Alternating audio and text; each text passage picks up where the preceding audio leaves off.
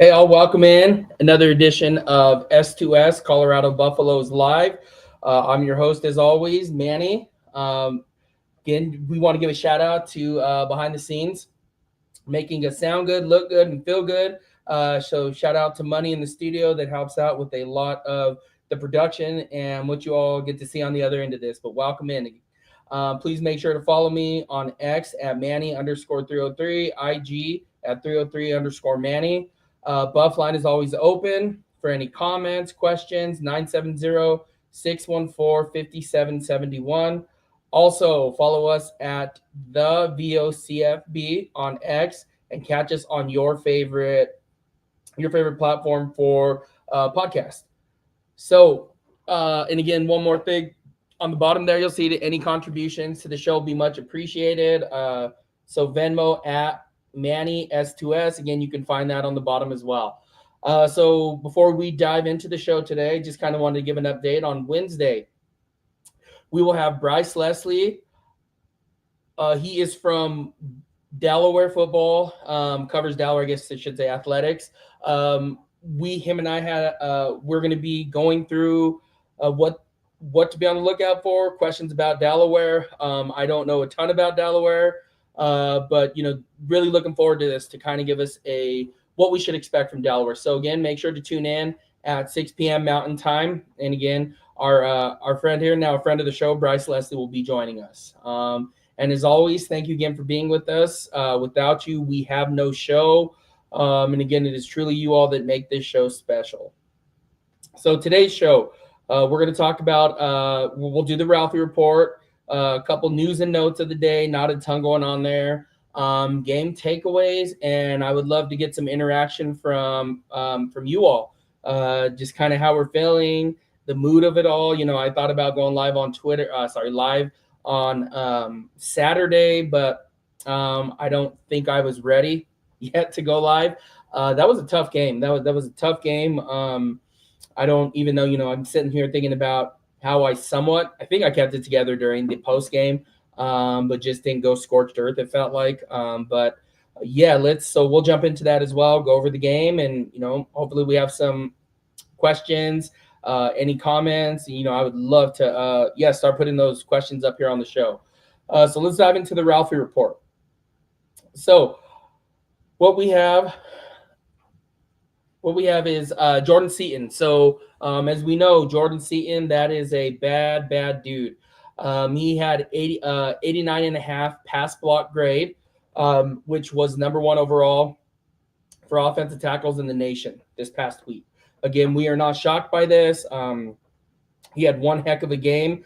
You can even see it, live at the game, just how special Jordan Seaton is on that first run. Michael Wildchad, essentially picking him up, carrying him, guiding him, and catching another block on the way. Jordan Seaton is special. Again, we are extremely lucky as Buff fans to have him. He played one heck of a game and just, essentially the leader of this team. And again, so we'll just shout out to Seat. Great job this weekend. So one thing that I wanted to bring up that maybe you don't know about, but if you did not know, the night before the game, Colorado has the Pearl Street Stampede. It is right there on Pearl Street in downtown Boulder. It is the kickoff celebration for all home games. It includes the marching band, the spirit squad, and members of CU athletic teams and coaching staff. So really cool event. I have not been able to go to one. Our hope is maybe this weekend we can head to it on Friday night. Hope to see you all there. But really cool thing, chance to interact with the community there in Boulder, and possibly even the team. So make sure that you head out to one of those the night before the game. Again, it's on Pearl Street. So game takeaway. This was I rewatched the game twice. So once last night, I tried on Saturday, but I was like, I'm not ready for it. Watched again today, last night, finished it up last night, and then watched it again today to prep for the show today. Not going to sugarcoat it. It was worse watching on TV than it was in the stands there. A lot of missed opportunities by Colorado. So There was a point, three turnovers, and only getting 7 points off of those. That cannot happen. There was a point to essentially the game to end the game at that point, right? And the reason I think that is you turn Haynes King and Georgia Tech into a passing offense. It is a completely different game. Heck, even if you get 2 field goals, though, you're up by 2 scores, right? 13-0.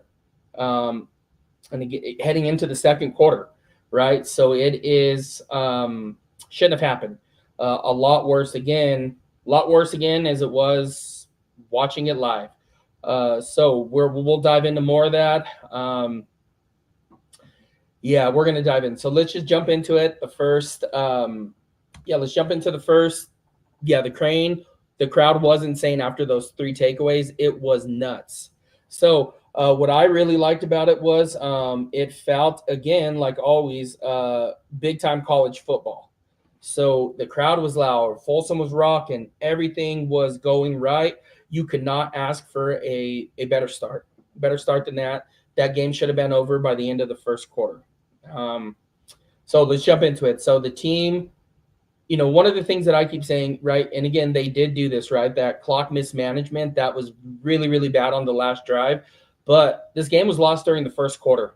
And again, I will keep saying that. The first quarter, when you only get 7 points off 3 turnovers, that cannot happen. That was really ugly. No matter how you slice it, cut it up, whatever you want to do, that shouldn't have happened. Right? Let's just fast forward. You go to 4th and 1. You need to go for it and put your foot on their throat. There was no reason not to. After those turnovers, you had 4th and 1, and you knew that you were going to be up in the turnover mark +3. You don't do that, right? Because the play before that, you had a great play by Welch catching it, right? He kind of laid out for it a little bit again, missed throw by Caden, which we'll talk about as we go through it. But that 4th and 1 play, that should have been, they should have went for it there. You put your foot on their throat at that point. And again, that was a momentum altering drive it could have been, because you go get a touchdown there, 14-0, right? At least you have 14 points off 3 turnovers. Instead, 7, and they were okay punting it away. And again, the punt, it was a really good punt. Do not get me wrong. It was there. They downed it at the 2. But then Georgia Tech goes, I can't remember. They get 3 out of it, which again is shouldn't have happened. When you do have that, when you do have the turnover margin like that should never happen. I remember in the stands, was sitting there looking at a good friend that came with us that you guys saw in the pregame and postgame. I was like, this is really bad. Like, they might have lost the game here. When you have 3 turnovers for 7 points, that was where the game was lost. So jump into it. We jump into the second drive. Right, we have a little sneak out there by DeKalen Taylor. He needs to catch that. The Caden threw. It was right there. Who knows, right? Because now he maybe gets 3 yards, 4 yards. You're looking at 2nd and 6 at that point. Then Caden throws a really nice ball where only Draylon could catch it, and it's dropped. And again, that is a tough catch to make, but those are the catches that need to be made. That's the difference between wins and losses. So we make that play right there. That's a first down. We could be talking about a completely different first quarter, right? And then next play, Caden throws it deep to Sincere Brown, but he needs to run there. And again, I'm going to keep saying this. Caden needs to be Caden. He was not Caden Salter. He was something that Shador Sanders they were trying to be. Again, we'll dive into that as we go. So they missed that. Now, next drive, Georgia Tech gets it. Great pressure by Quincy Wiggins, just completely steamrolled the left tackle there. Killed the dude. DJ then, and throw right there by Haynes King off target. DJ gets it, interception, going the other way. Now, the play calling, right? They were going horizontal all night, and again, there's a time and place for that, but I can't, they're just off the top of my head. There was 4 or 5 horizontal calls where you're throwing tunnels, bubbles, those kind of things. Again, time and place for those things. I don't think that was it. But again, you throw a horizontal play, it's right there to Dre, immediately hit for a loss of 3. Again, bad play call. Next play, right? We have Caden. Takes the read option for 9 yards. Okay, good. Now we're starting to get somewhere here. Really good play call there, right? Let's get some yards back. Let's do what Caden. Let's get Caden in some positions that he feels comfortable in. And again, he needs the ball in his hands. Plays more like this need to be called. So Micah catches again, poorly thrown ball, and if it's on the money, he probably gets the first. Comes very close where you could sneak it probably or run something. Colorado's offensive line was getting pushed all night long. Their offensive line is massive. Again, even at the game when you're there live, you look at it. They first came out after that first turnover, first fumble on the exchange there at the mesh point there with Haynes Kings and Jamal Haynes. The mesh point, right? Martavius French picks it up, whatever may be. Offense comes out. What I saw from the offense was, I was like, holy cow, this offensive line is massive. That first drive, they come out. Michael Welch breaks the big one, like we talked about with C, but the offensive line is huge. They were getting tons of push all night. And, again, we're going to dive on what that should have looked like the rest of the game as well. Now, they punted on 4th and 1. Again, this is what I'm talking about. They're on Colorado's 44. You have to go there. There's nowhere. Again, you were going for a knockout punch at that time. This was the time to go for it. You're at home. Folsom's rocking. Momentum's in your favor. This could have changed the outcome of the game. But again, they punt it. Again, disagreed with that now, disagree with it then. So now we are let me see. We move into the next drive, right? So DJ gets that. Let me see. I think I got my notes a little mixed up here. Oh, so here we go. Ball at the 50, right? Georgia Tech punts. Ball at the 50 after face mask punt return, after the punt return, right? So DeKalen catches a dig, then turns it upfield for 21 yards. Okay, great play. Simple things. Let's get Caden Salter. Let's get him moving. Get him in rhythm. So now, right, Caden then scrambles, gets hit out of bounds, personal foul, 15 yards. The ball's on the 5-yard line at this point.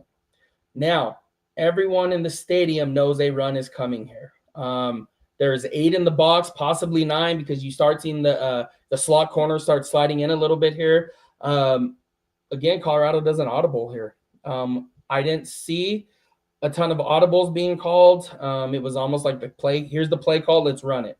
And again, not everybody is going to be Shedeur Sanders. That's not what we're asking for. But maybe they need to go to the offensive line, to the line of scrimmage and have 2 play called, run pass, or even here, let's run some RPO here. But again, everybody knew in the stadium that a run was coming here. They lose 4 yards, so it was just super predictable. 2nd and goal at the 9, right? That's where we're at this point. They run it. I think they get a couple yards here. 3 or 4 yards with Micah. Now, or was it Simeon Price? One of the two. They move it on the ground here. 3rd and goal. Now there was some pressure, but I went back and watched it. This was supposed to be a quick hitting play. Just the route combinations. You had a real quick curl ran by Amarian. He was open there. That thing needs to come out quick. You need to be able to thread the needle there. But that was a touchdown that was missed. Again, settle for 3.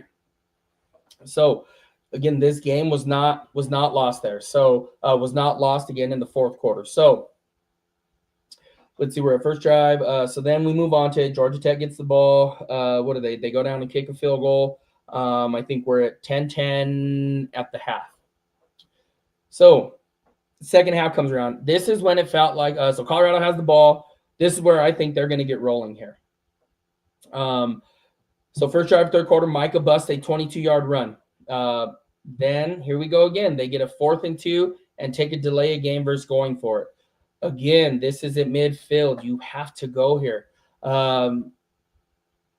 They're on Georgia Tech's 43, I believe it was. And so you're there, you're on that side, just punt it, just go for it at that point. And again, put the defense out there. But again, they take a delay of game and punt. And again, I don't agree with that. Didn't agree with it then. Still don't agree with it now. This cannot happen. You're at home. You're at Folsom. The crowd is rocking. First drive of the third quarter, you got to get moving here. This has to happen. And again, Micah busts a 22-yard run. They got to feed him the ball as well more, right? You average 5.8 yards per carry. There was no excuse for him not to touch the ball that much. So move there. I believe next drive, I want to say Georgia Tech scored, got a field goal out of it. Or was that the pass interference? Let me see. So there's a 3rd and 12. Let me see where we are.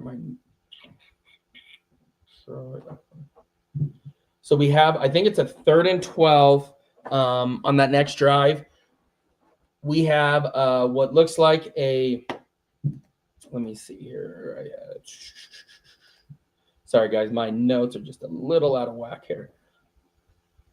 3rd and 12, there's a sack here, right? And Colorado had a great stop there, and then they call a really, really bad defensive holding, results in a first down, and then they go and get it. I believe here they go get a touchdown at that point. So here we are. Buff should be winning this game. All these little things, but again, there's nothing you can do about a bad call. But it was, again, that changes the outcome of a game, right? That awful call is not made. Who knows what happens on the next drive? So where are we at this point? My notes got scrambled. So there's the end. Where are we at? Here we are. Okay, so 3rd and goal, Mr. Marion. Okay, so now let's talk about this. A little scramble here, guys. That's too far. Yeah, so they get them. Yeah, here we go. They get a 4th and 18. That's what I was just talking about. Pre-snap penalties because the crowd was very loud. And again, that place was rocking. So, right, they overthrow them there. Penalties, all these different types of things. Needless to say, is this cost Colorado big this weekend. And again, it was that first quarter missed opportunity after missed opportunity. So 2 huge missed opportunities. Again, you go get 2 field goals, it's 13-0. Again, that changes the outcome of the game. That was just a tough one to sit through. It was a tough pill to swallow. That was just just missed opportunity. Now there was a play, right? So we're Caden then, what happens? I saw one of them, right? He misses Simeon Price on the, so I think this is mid the 4th quarter. Let's jump there. Caden, they're right there down by the goal line. He misses Simeon Price.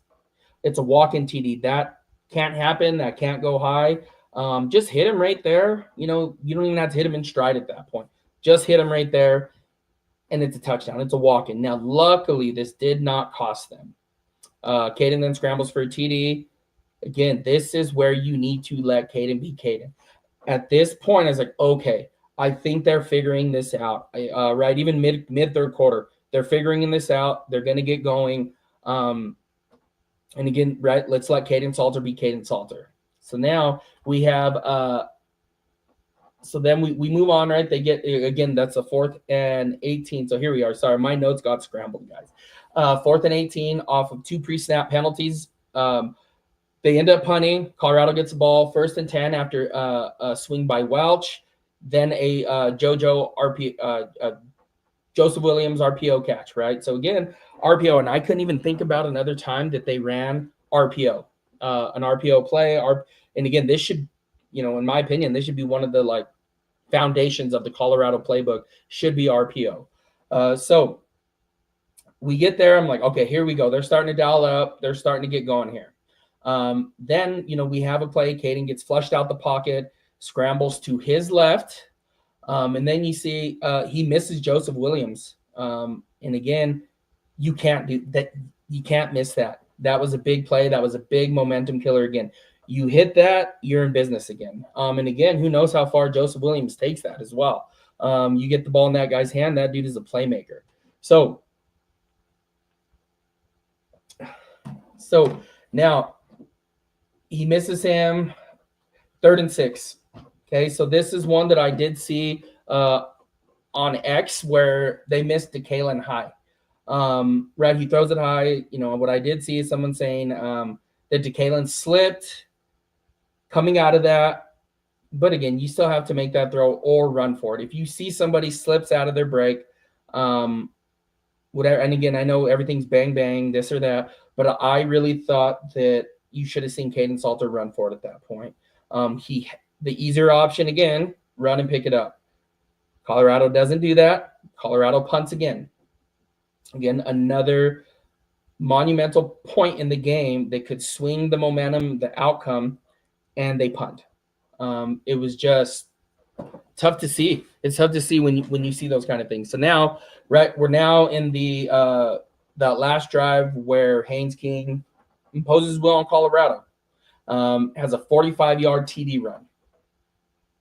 We see that happen, and it's like, oh man, here we go. Colorado though has a minute and like 7 left with 2 timeouts. Last drive is just poor clock management. And again, this is not where they lost, but this should be one of those, a little bit of a red flag here. I'm not gonna lie about that. This is shouldn't have even have been there, right? Like, and again, use your timeouts. You don't get any medal for hanging on to your timeouts. You don't get any awards for it. You have to use your timeouts. So then we had there was one shot here at the end. Caden misses Draylen deep again. He has to make that throw regardless. Again, I know it's a tough spot, but you have to make this throw. There's no way around it. You make that throw, we're tied up, and at that point, I'd say you guys better go for 2 and get out of the game here. But that is where we are. The clock management, there's just tons of issues, tons of things to work on for sure. But I mean, you let one slip away, right? And we talked before the game that it's a preseason game, a tune-up game. But again, you get to the end of the season, and we have 2 teams still trying to fight in. You look at resumes, right? Let's say Colorado is not in the conversation for Big 12 champion, right? However it may falls, right? And you have a couple ties. They start going and looking at wins, right? This one could cost them a playoff spot. Now, they do control their destiny moving forward, right? You have to win the Big 12. That is now the goal. It has been the goal since day one. But the Big 12, you do have to win the Big 12 now. That's how you're going to get in. And hopefully this one does not come up to get them at the end of the season when we're talking college football playoff. Now, moving forward, let's talk about the defense. They gave up a ton of rushing yards. Okay, we know that. We all watched that. We've seen that. But they did enough to win in the first 8 minutes. And I know that sounds crazy. Colorado converts, right? Even gets at the bare minimum, it should have been 17-0. But again, you get 3 turnovers. At that point, you kind of knew, like, there's no more turnovers coming at this point. Like, you guys blew a golden opportunity. I think everybody that was there, all Colorado fans watching, were kind of like, yeah, this is not good. Again, the rushing defense needs work. Anytime they play some type of scrambling quarterback, they struggle, right? They struggle completely with it, right? We've seen it last year with Jalen Daniels. Cost them a Big 12, a chance to go play for the Big 12 championship. This has to be addressed. This has to be a concern. Now, I know that there has been tons of talk around Jaheim Otis. He needs more playing time. It's just that simple. And again, I understand that he's not been shown out in practice. He's not been, right, people said lazy, this or that, but you've seen him play. Go back and watch him play. The dude is getting pushed. The dude is making an impact. He needs to play more. And again, he is one of the most talented players on the field, one of the most talented players on the Colorado roster. I get trying to prove a point and whatever it may be, but Jaheim Otis needs to play more. Again, hopefully we see more of him moving forward because, again, this just kind of curious because I don't think I even seen him play maybe 1 or 2 snaps in the first quarter. And again, I know Colorado's trying to keep the snap count down, but that dude should be getting some more play, especially when you're getting the ball run down your throat like that. One of the cool takeaways, though, Colorado looks big and fast on defense, right? There's no denying that. When out there even watching, I was like, man. And again, our linebackers aren't the fastest in the world, but again, that's Haynes King on the other side. Yeah, that dude is an absolute baller. So, but then we saw starters, right? Ben was out there starting at safety. Yeah, Byard came in, Tafik came in and did a fantastic job. So Byard hopefully should be starting over Ben and getting more reps, the majority of the reps, because he came in and there was a little bit of shift. He brought that right, that dog mentality. Was just love watching him play. Now the pass rush was very, very good. Anytime Haynes King dropped back to pass, just about Colorado was in his face. It was no joke. They got after it. You know, pin their ears back, and they were after it every single time. So that, that's a positive, right? That's positive. I don't think, and again, Colorado, they're not going to play another dude like Haynes King the rest of the year. Devin Dampier had a big night as well, though, so that is one to watch with Utah. They beat the brakes off of off of UCLA at the Rose Bowl. So, again, as much as I want to say this is the end of it, they do have Devin Dampier to worry about. Now, the defense, though, they did wear down, right? And we talked about altitude. We talked about getting tired. It was the opposite. The defense wore down. Haynes King took over. They were just imposing their will on them. And again, the offense does have to help them out. And again, after the first quarter, this game should have been out of reach at this point. And again, Colorado needs to make teams one-dimensional. They can be dominant in the pass rush and secondary, right? That is part of the game. You can get pressure. You can get pressure with your front four, and then drop your other seven.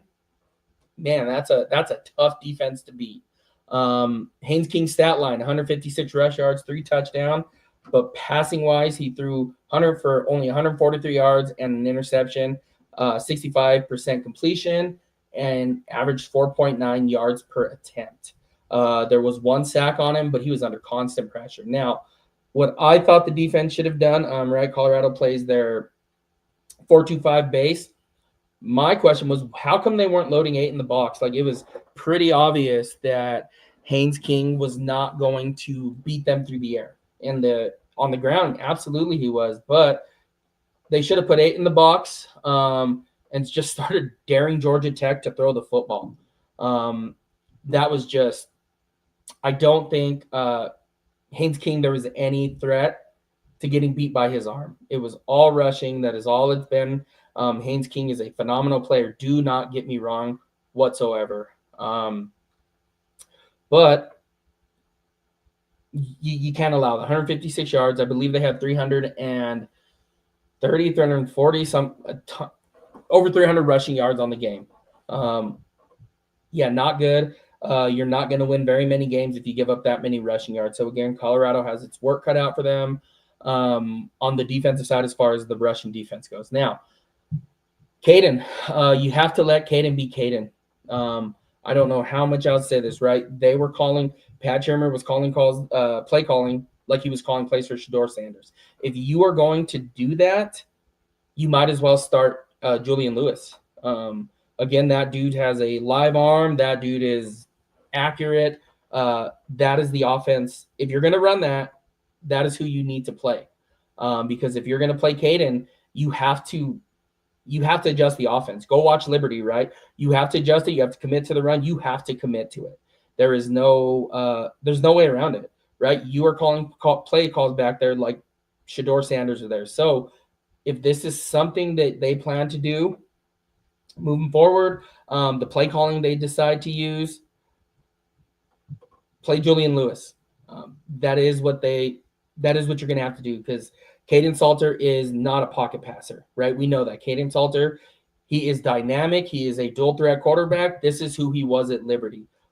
But it almost felt like he was boxed in a little bit. And again, he should have ran a couple times as well. But where are the all the RPOs, quarterback power plays, right? Design quarterback runs, the read option plays. Where is the misdirection, right? You have all of these weapons, and you have to target your wide receivers.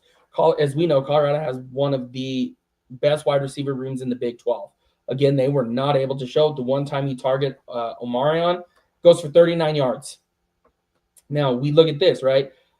Micah needs more carries. 11 carries for 64 yards with an average of 5.8 per carry.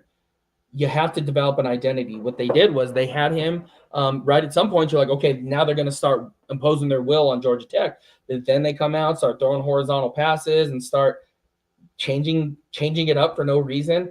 I mean, Michael Welch moving forward should not get less than 20 yards per carry if he's 20 carries per game if he's averaging 5.8 per carry. That was just really tough to see. There was no rhyme and reason with it. There was no flow to the game. There was play calls where you were just kind of scratching your head. And again, Pat Shurmur, he did not do Caden Salter any favors on Friday night. It was, and again, I'm not one to sit here and complain about, the coordinators, this or that, but not a very well executed. I don't even think executed is the right word. Not a well called game. That has to improve. Again, it shouldn't look like this, right? Because we look at this. O had one target, right? 39 yards. Dre, six targets, but only 2 for 13 yards. Joseph Williams, 2 targets for 1 catch and 10 yards. And again, I think Hakeem had a 1 target that was some kind of, I think it was a bubble or tunnel screen, just a real quick throw. But again, you have weapons all over the place. I believe who had the most targets was Michael Welch.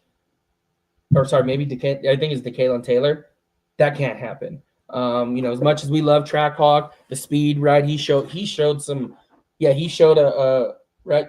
He showed out on Friday night, but he should not have the most targets. Now, again, I know Omarion is now dealing with the hamstring injury, and again, that's a conversation for a different day. Hopefully, he recovers.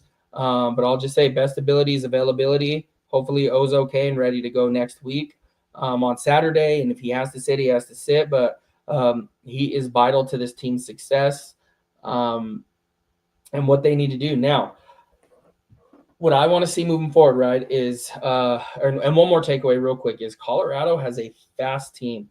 I was very impressed with Martavius French, not speed-wise, but just how he played the game. Now, Reggie Hughes missed some tackles. Martavius French missed a sack that resulted in first down. I mean, those are momentum-changing games.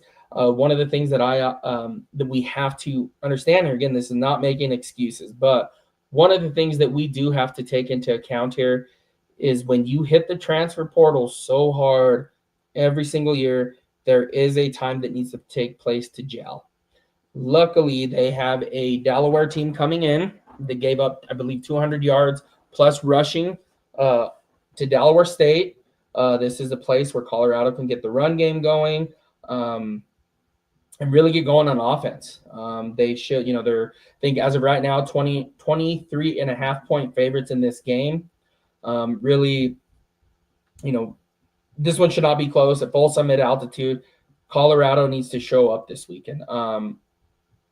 Yeah, Chad, I agree. I'm surprised by Jordan Seaton's speed. The dude is fast. Yeah, and again, like we talk about Seat, that is he would be a top 10, 15 pick now this year if he were able to come out. And again, he still can't come out to the end of next season, with the way the rules are set up. But that offensive line, man, they're big. And what I do want to see, though, moving forward is you had, I believe it was Harden and Zy Chrysler subbing in at guards. Again, I'm not a fan of that. I'm not the coach. I understand that. But when you're at guard, the offensive line, they need to build that cohesion. They need to gel. They have 4 out of 5 new starters. 4 out of 5 new starters on that offensive line. You have to let that chemistry build. You can't just keep subbing them out, and doing this thing. So some things need to happen. Yeah, absolutely. And, Chad did say Trackhawk needs more sweeps, showcases speed, absolutely, because that dude can fly. That dude can absolutely fly. When he even caught that little that dig that he ran, the curl that he ran, and took off down the field with it. Man, that dude can fly. So, again, that is just something Colorado needs to figure out. This is not. It was almost like the training wheels were on. And again, I don't think Caden was the problem. I mean, I can just honestly say that Caden Salter was not the problem. He can be better for sure, but the play calling didn't have any flow to it. There was no rhyme or reason to this game. It was just stuck in the mud all game long. The offense, they would do something great and go away from it. they would start moving the ball. And it's like, oh, let's try this. And why? Even the horizontal passing, right? That one, who was that too that we talked about? The third drive, and it was a loss of 4. Like, no rhyme and reason for it. Do what you guys do best, right? If you're gonna run the ball all game, run the ball and stick with it, right? You're gonna have plays in a row where you run 1 yard here, 1 yard here, and then break one for 9. You have to stay consistent with the run game. And again, that is the route Colorado should have took. They were running the football, and again, there is no excuse for Michael Welch to only have 11 carries, especially averaging 5.8 per. And I believe even Simeon Price was averaging over 6. There's no reason for O to have 1 target. And again, I understand he did tweak his hamstring, but they didn't target him until, what was it, late first, mid-second quarter. Again, no reason for that either. Dre needs more target. Hakeem needs more target. Joseph Williams, Sincere Brown, these dudes need more targets. They have to air that out. And again, I'll say this, if this is the offense you're going to run, you need to play Julian Lewis. And I'm, right now you asked me today, I honestly do think that Julian Lewis is going to be the starter this weekend. And the only reason I say that is I don't know if they're going to change a lot or if they want their wide receivers more involved, right? Because Julian Lewis, and again, he is a true freshman. He is reclassified. He should be a senior in high school, all those things. But if this is the offense you're going to run and you want your playmakers involved, put Julian Lewis in then. Because, again, in this day and age of NIL, they do need to play young. I do believe Julian Lewis should have got some reps on Friday night. He should have got a couple drives to see what he could do with it because, again, it was just they were stuck in the mud all night. And I know there was something Uncle Neely said after the game that Prime did bring these up. I don't know where I saw it. It's on Twitter somewhere. But Prime did bring them up and was just like, all these concerns that we have had. Right, you do need to get your playmakers the ball, get them the ball in space. And again, I'm not talking these horizontal plays. I'm not talking about these wide receiver tunnel bubble. Those are good plays here and there. And again, I think part of the thing is Pat Shurmur, you do not have Travis Hunter anymore. Okay, let's just be completely clear with that. That dude is gone. You don't have Shedeur Sanders anymore. That dude is gone. This whole offensive outlook needs to change. Let me see. I think it was the first drive of the fourth quarter where it felt like Caden was in the groove and things were gelling. Absolutely, and it felt like that, and then they went away from it. Right? What was working? There needs to be more RPOs, read options called again if that is what you were going to go with. But if you want to throw the football and do all these other things, go with Julian Lewis.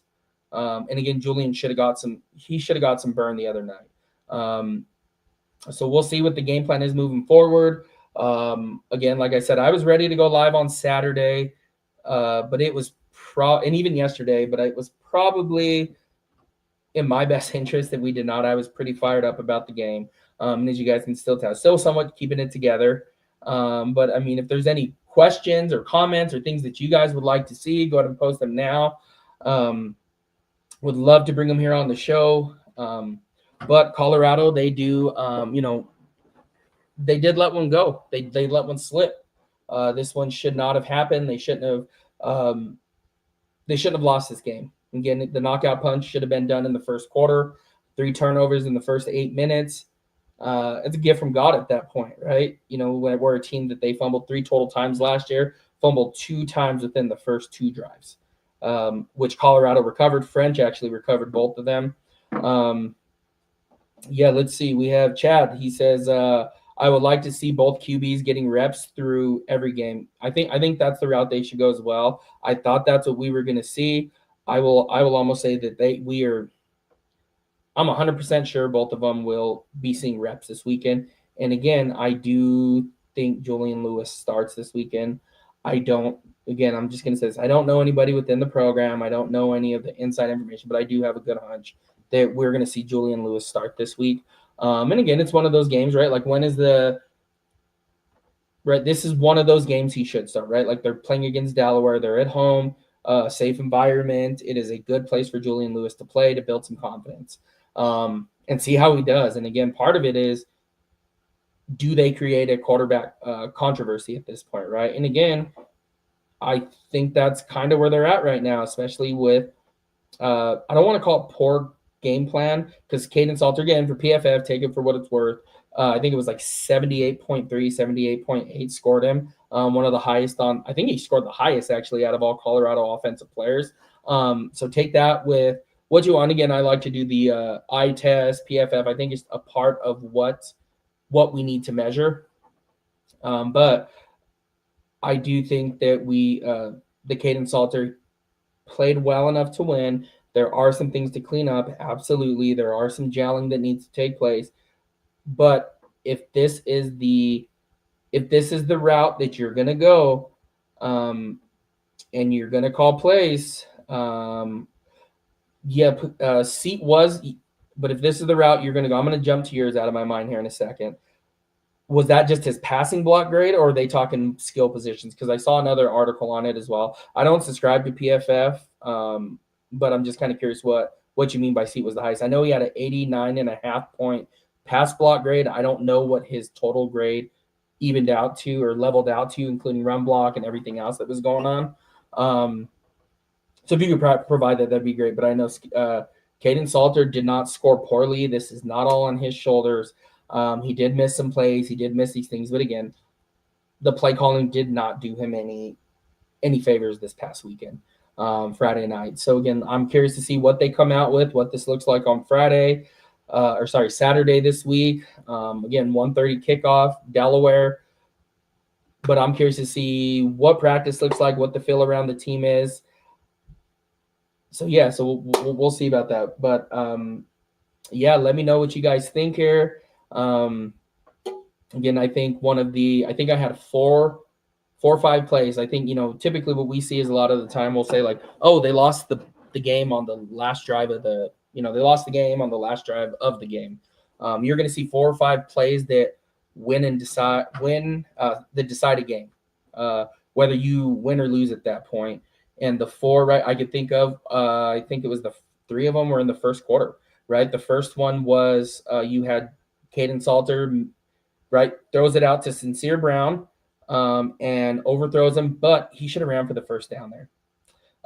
So that's the first one that I remember. The second drive, I was trying to think of one. There was I believe it was, you had a drop by DeKalen Taylor and a drop by, I don't know if they scored that by Dre as a drop, but those 2 right there, there's 2 more plays right there that decide winning and losing. So there's that one, those 2 plays. And then I want to say there was one, let me see. What do you think are the most important adjustments the Colorado Buffaloes should make after their season opening loss to Georgia Tech? You either change, great question. I think the biggest adjustment is, who are you as a team, as an offense? Who are you guys? Are you guys a team that is going to run the Shedeur Sanders offense? Or are you guys going to completely give into it and commit to Caden Salter and make this and really display him being a dual threat quarterback? Because again, none of the play calls did him any favors tonight. There were a handful, maybe, but there was no design runs. And again, right, we watch even that play that Haynes King scored on in the fourth quarter, that 45-yard touchdown. That was a design quarterback run, right? Fake the toss outside. You've seen 2 guys pulling. I believe it was a guard and tight end pulled across the formation. And that was just power football. Anytime that you see somebody pulling, that is a gap. So it looked like B or C gap run, depending. But they got through there, cleared house, and that was just a well-designed play at that point. And again, Colorado sitting there in a 4-2-5 defense, knowing that Haynes King cannot beat you throwing the football. So I think the biggest adjustment is what offense are you? Because again, it's right. Even last year we saw they did try to run the ball a handful of times. Like, well, we can't really run the football. We're just going to air it out. And again, that was a great decision because again, they could not run it. Now it's, are you a running football team? Are you a drop back to pass? Are we a RPO team? It just is. I walked away more confused from that game than I did. I guess I should say with more questions than I did answers. So I just think they do have to make adjustments. They do have to. This stuff cannot happen moving forward because once this week's Delaware, thank God. Next week they go to Houston, and again, that's not a pushover as well. So they have to get some things figured out. They need to use this game, and again, you pull your starters, this and that, but when the starters are in there for as long as they go, man, they have to do things right. They have to develop an identity. Let me see. There was one from our guy Chad Bolton. He says they have to adjust sooner. Second half adjustments are great, but almost a little too late. Yeah, I agree. And we didn't see a ton of second half adjustments. Maybe that first drive on, what was it? That drive that they took into the house when Caden took it in the third quarter. Yeah, absolutely. They looked like it's like, oh, here we go. Now we're gonna get rolling, and they went away from it. Went away from it again for no good reason. And again, I'll tell you this, I am not a huge fan of the horizontal bubble screens and tunnel screens and those being called constantly. Again, there's so much there. You're asking your wide receivers to block. Receivers are not there to block. Okay, let's just be, yes, they should make one here and there, but to constantly depend upon that, in my opinion, I'm not crazy about them. Unless you have Travis Hunter out there or, one of those guys, Peter Warrick, all-world wide receiver, those kind of guys, right? You could even, back in the day, Reggie Bush lining up out there. This is not that, right? Even like a Jamar Chase, I'm trying to think right now, Jeremiah Smith, Ryan Williams. Yeah, those guys are fantastic. They're great players. But, and again, Tennessee does not have that. Should Coach Prime focus on fixing Colorado's run defense, offensive play calling, or late game strategy after the Buffs week 1 loss? All of them. So that run defense, again, they got shredded again, a running quarterback. And again, this cannot continue to happen. You start looking at this, you start watching it, it's misdirection. Okay, at some point, you guys are going to have to figure this out, right? What are your keys? Stay disciplined, stay home, and stop missing tackles. But again, it was like the eye candy that keeps rolling back and forth. They fell for it, right? Or they were too late. Those linebackers, right? On a lot of the plays, right? You've seen the defensive tackles, they were eating up blocks, letting the linebackers go run free to go get them, and they would whiff or get blocked and caught in the wash. So the deep, right, there's our, I believe, what were the offensive play calling? The defense, offensive play calling was atrocious. You got to get your playmakers involved. You cannot have your running backs be your main targeted players in the passing game. So again, part of me think that that's why we're going to see Julian Lewis start this week or even play a good chunk of the game. And late game strategy after the Buffs week 1 loss. Use your timeouts. You can't take them with you. You don't get an award for it. They don't carry over to the next game. It doesn't give you anything. Use your timeouts. And again, if that's something where we have seen, even in the past, one of the greatest coaches of all time, Andy Reid, had to hire somebody to do clock management, then so be it. Like it is, I get it. It's hard as the head coach to do these things. There's a million and one things going on, but that should not have happened where you run 4 or 5 plays, and you still have timeouts at the end of the game when you're down. Yeah, that should not happen. Is Pat Shurmur the right fit for the Buffs' evolving offensive identity, or could Coach Prime pivot to a different coordinator if results lag? Yeah. So it's early. It's early to be calling for somebody's firing, demotion. I mean, I would say, Pat Shurmur has struggled in the past, right? Right, as the Broncos offense coordinator. Now, I mean, you kind of do wonder how much of this did Shador audible out of, right? And again, we will see as this goes on, but they have to make Caden Salter. They have to make Caden Salter. You have to let him be who he is. We know he has a cannon of an arm. We know he can move. He can run. He's athletic. He is the definition of a true dual threat quarterback. Should Coach Prime pivot to a different coordinator if results like? Absolutely. Right. And again, we'll see what happens with this. Byron Leftwich is there. And again, part of me is like, yeah, let's just go full on Byron Leftwich, right?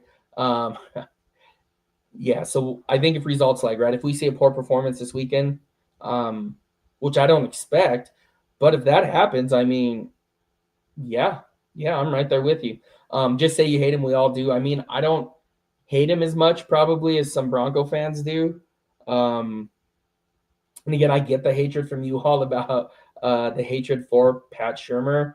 Um, Last year looked good with Shador, but again, there were times last year. I guess we're gonna be honest, where you were kind of like, "What? Why are we running that play? What is right?" And it almost felt like it. There's no rhyme and reason, right? And makes you kind of wonder sometimes with Shador what that have looked like, right?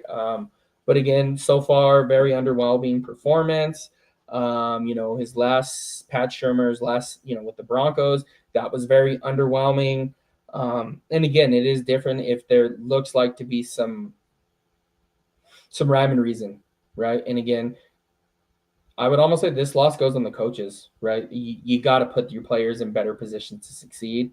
Um, that was not the case on Friday night. And again, on the positive side, though, there is things to build upon. These are fixable. It's not like, it's not like these players are dropping touchdowns and passes and just completely getting blown off the ball and all these, that are like, that's unfixable. These are all fixable mistakes. And I do think what they need to focus on. And again, everyone's like, well, the defense gave up X amount of yards. The defense didn't lose the game. This game should have been over after those first 3 turnovers in the first 8 minutes. Defense did not lose the game. And again, I think honestly, this one falls on the coaches, right? You still are running a 4-2-5 defense with your 2 linebackers there when it clearly was not working. Georgia Tech is not going to beat you throwing the foot, or sorry, running the, they're not going to beat you throwing the football. They can run the ball. They were getting as many yards as they wanted. So again, it comes down to why aren't we loading 8 in the box? Why weren't they doing that? Make Haynes King beat you. And again, the Colorado pass rush was getting home. When they passed, Haynes King did not look very good and comfortable throwing the football. Rewatching the game, I call it a team loss. No one thing lost the game. Play calling, run defense, clock manager, conservative. Okay. And I think that's fair too. They always say, what is it? Players lose blowouts, coaching loses close games.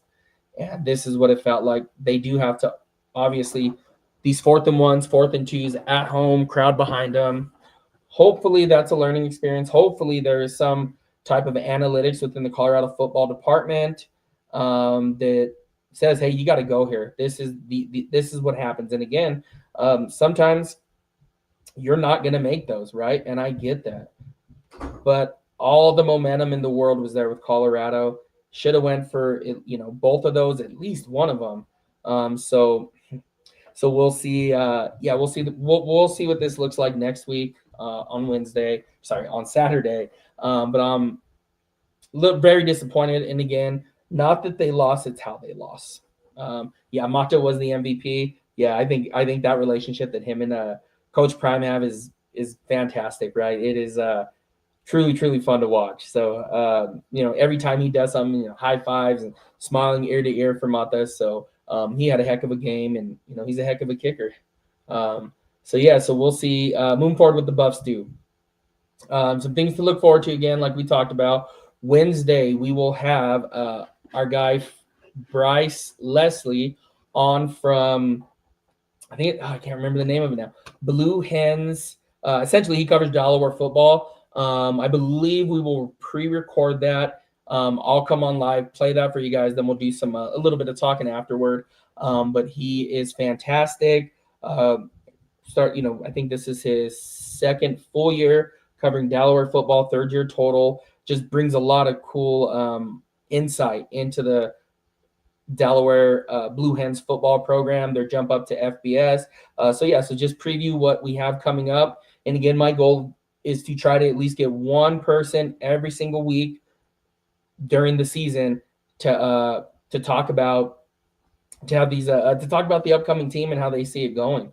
So the following week, I believe I do have something scheduled with Houston that covers the Houston Cougars, University of Houston. So I want to talk about. So we'll talk about that, and then Wyoming the following week. Maybe we'll get Josh Allen. That's a joke. So we'll see what we can do with this, but tons of things to build upon, tons of things going. Again, I would not be shocked to see Julian Lewis start this next week, and he's going to get a lot of playing time regardless.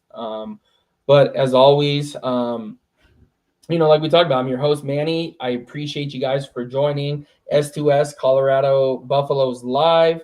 Again, we want to, shout out to Money in the studio, makes it sound good, feel good, look good, all those things. So shout out to them.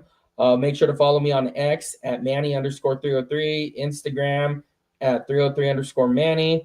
Again, Buffline is always open, 970-614-5771. Follow the network at the VOCFB on X. Tons of good channels that we have here with tons of different teams. So make sure if you're, you want to hear a little bit about Alabama, USC, whomever it may be, another team that you may like, check us out, VOCFB. We're on YouTube. Also, we have the recruiting channel. Hopefully that video drops this week. It has been done almost now for 5-6 days. So hopefully that drops. And again, any contributions to the show be much appreciated. Venmo's at Manny S2S, capital S, both S's are capitalized. And again, just make sure you guys tune in on Wednesday.